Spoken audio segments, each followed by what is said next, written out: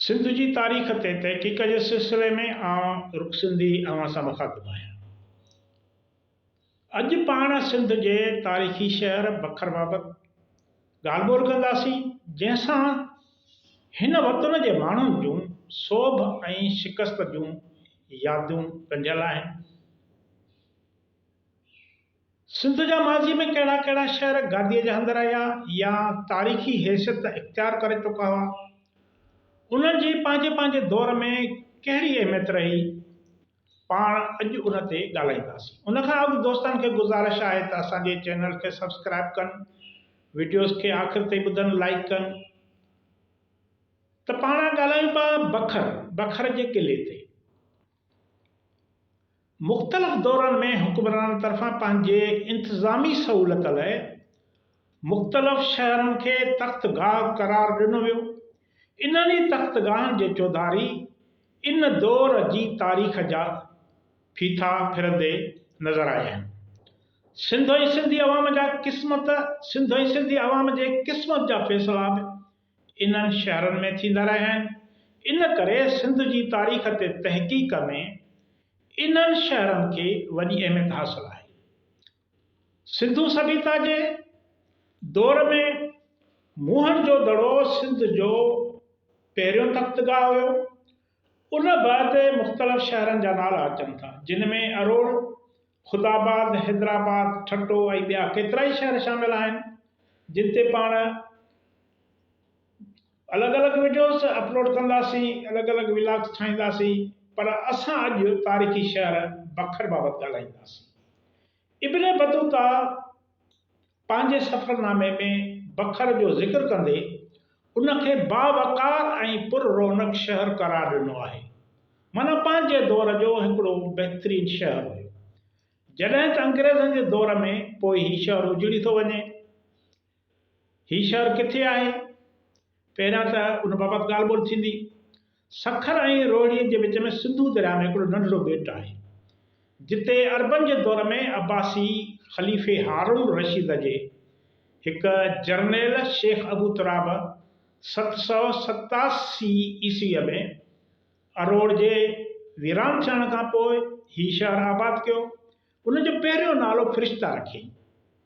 जॾहिं त 13वीं सदी ईस्वीअ में सैयद महमद मकीअ जे हिते अचण खां पोइ उनजो नालो तब्दील करे बखर रखियो।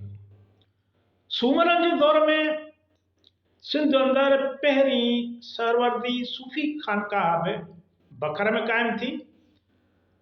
बखर जे क़िले में मुग़ल रहंदा हुआ, जिन मां के तुर्खाननि जी शाख़ ऐं के वरी अरगूननि जे औलाद मां हुआ। हू बखर ऐं उन जे आसपास वारनि इलाइक़नि ते क़ाबिज़ हुया। बखर मुग़ल नवाबनि जे ज़माने ताईं उत्तर सिंध जो गादीअ जो हंधि हो। हिते वॾा आलिम, तारीख़दान ऐं शाइर पैदा थिया आहिनि। हिन शहर जे नाले बाबति क़दीम सिंध, उन जा शहर ऐं माण्हू में ॼाणायल आहे त फ़ारसी ॿोलीअ में हिन खे बखर या भकर करे लिखंदा आहिनि, जॾहिं त हिन जो असुलो नालो फ़रिश्ता आहे। राय घराणे ऐं ब्राह्मण दौर जे राजाउनि जे ॾींहंनि में हिन शहर जो वजूद न हुयो। उन वक़्तु अलोर या हाणोको अरोड़ वॾो शहर हो।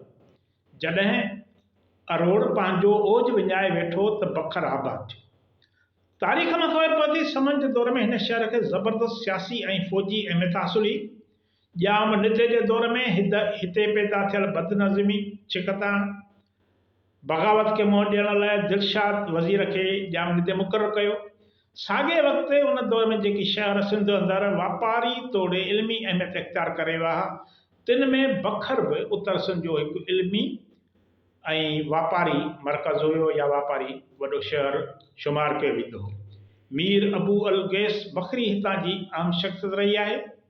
सूमरनि जे दौर में बखर जे क़िले में नासिरुद्दीन कबाचा पनाह वरिती ऐं पोइ ॿुधाइनि था त हिते ई दरिया में ॿुॾी मरी वियो हो, पर इन जी तस्दीक न थी आहे। अहिड़ो ई हिकु वरी जेको आहे त मुख़्तलिफ़ तारीख़दान लिखा त पंजाब में शहर हो जिते हू ॿुॾी मरी हो। माना हुननि जी राय आहे त इहो शहर हिकिड़ो भखर जे नाले सां पंजाब हो, पंजाब जे हदुनि में हो जिते कबाचा ॿुॾी वियो। बहरहाल पंहिंजो कबाचा बहस मौज़ू न आहे। हिन शहर बखर तोड़े क़िले खे हर दौर में ज़बरदस्त सियासी ऐं फ़ौजी अहमियत हासिल रही। कल्होड़नि जीअं इक़्तिदार हासिल करे ख़ुदाबाद खे सिंध जी गादी बनायो, तीअं हिन शहर जो ज़वाल शुरू थो थिए। 20वीं सदीअ में बखर जे क़िले जी तबाही शुरू थी। सैयद महमद मकी मुशहदी बिन सैयद मोहम्मद शुजा सिंध में आयो त पहिरियों बखर आयो हो। अकबर बादशाह जे ॾींहंनि में मीर मासूम शाह फिटल अलोर शहर जे सिरुनि मां उते बखर में क़िलो ठारायो ऐं सखर में वरी मुनारो बि जोड़ायो हुई। इहो क़िलो पोइ नादिर शाह अची वीरान कयो।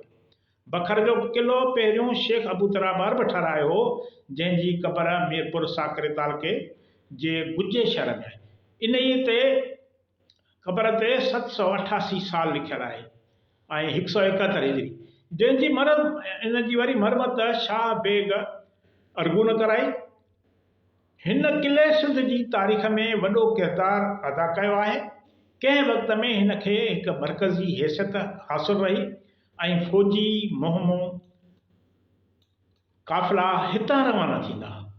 पतो पवे थो त महमूद गज़नवीअ जे सिपह सालार अब्दुल रज़ाक हीउ क़िलो 1020 ईस्वीअ में फ़तेह कयो। कल्होड़नि जे दौर में बखर हिकु तालुके या सब डिवीज़न तौरु सुञातो वेंदो हो।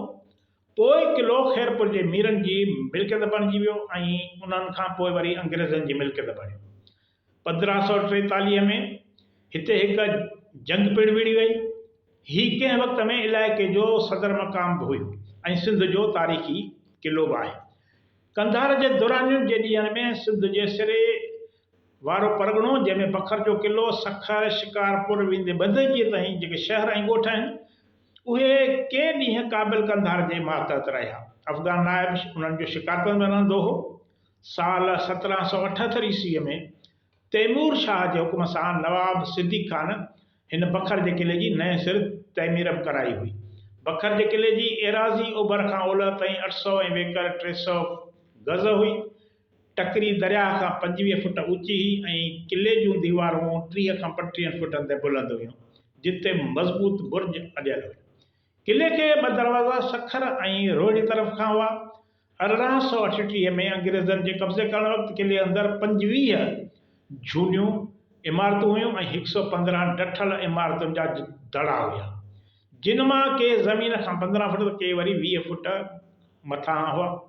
रोहिड़ीअ वारी लैंसडाउन पुल जा बखर खां शुरू थिए थी। तंहिंजे उभरंदे में पुल जे भरिसां हिकु उम्दी इमारत मुग़ल जे दौर जी बीठल हुई, तंहिंखे अंग्रेज़नि बारूद खानो बणायो। पहिरीं अफ़गान वेढ़ जे ख़ात्मे खां पोइ अंग्रेज़नि बखर जे क़िले खे सियासी क़ैदियुनि लाइ जेल खानो जोड़ियो। 1931 में बखर जे क़िले में अंग्रेज़नि मिलिट्री बैरकूं तइमीर करायूं ऐं उते पंहिंजी फ़ौज विहारी, छाकाणि त हीउ क़िलो सिंध जे सरहद ते हुयो।